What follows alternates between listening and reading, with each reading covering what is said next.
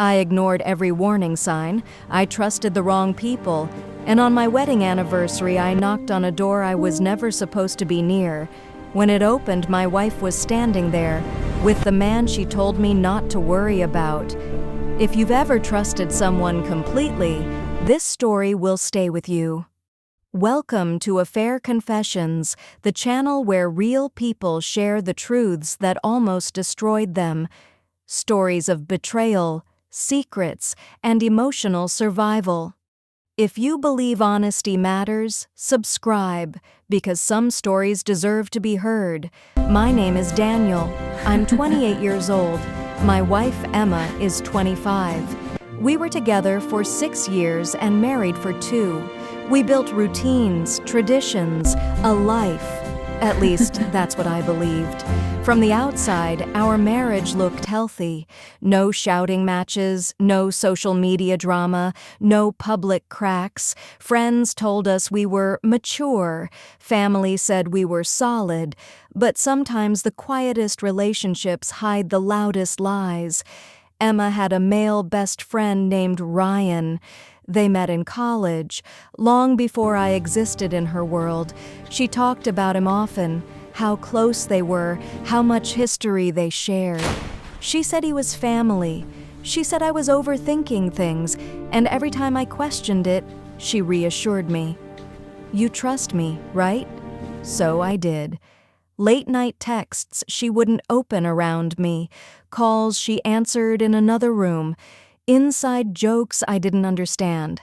Whenever I asked, she smiled and said I was being insecure, and I hated the idea of being that guy. So I stayed quiet.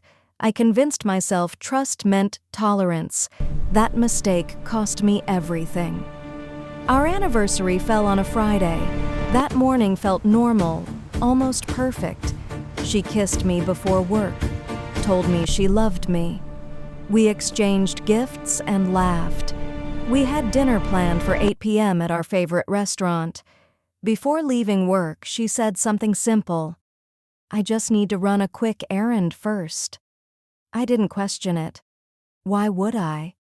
But that errand wasn't quick, and it wasn't harmless. At 7:30 p.m., I realized our reservation confirmation was in her car. A small detail, but something twisted in my stomach. I remembered her mentioning Ryan's apartment earlier that week.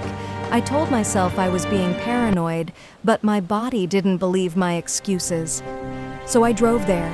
Standing outside his apartment, my heart was racing.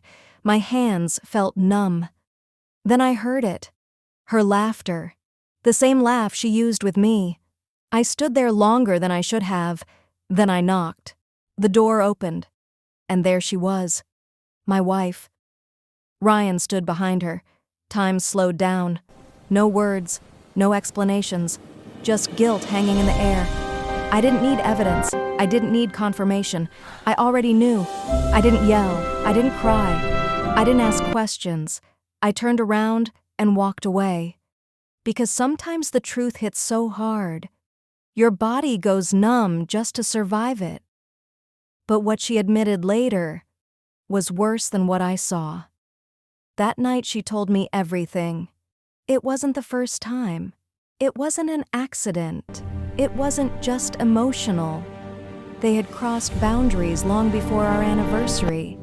While I was planning dinners and gifts, she was choosing him. The betrayal wasn't just physical, it was emotional, psychological, calculated. I had trusted both of them, defended them, ignored my instincts for their comfort. Let me ask you something. How much betrayal is too much? Because for me, this was the end. If something feels wrong in your relationship, listen to that voice. Love should never require blindness. Trust should never cost your dignity. And boundaries exist for a reason. That anniversary dinner? I never went. Instead, I sat alone realizing the marriage I believed in ended long before I knocked on that door. This is Affair Confessions. If you've lived a story like this, share it below. Sometimes telling the truth is how healing begins.